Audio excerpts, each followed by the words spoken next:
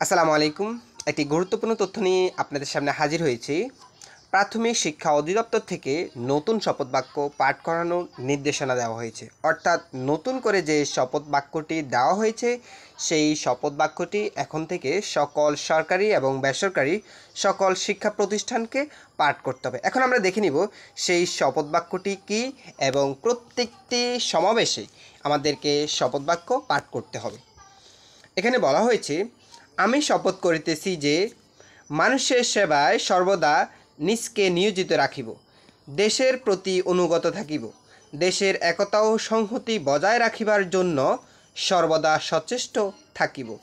হে মহান হে মহান আল্লাহ, মহান সৃষ্টিকর্তা, যেটা একটা বলতে হবে, ঠিক আছে? হে মহান সৃষ্টিকর্তা, হে মহান আল্লাহ, আমাকে শক্তি দিন, আমি যেন বাংলাদেশের সেবা করতে পারি এবং বাংলাদেশকে একটি শক্তিশালী ও আদর্শ রাষ্ট্র হিসেবে গড়িয়ে তুলতে পারি। আমিন। তো এই ছিল আমাদের নতুন শপথ বাক্য।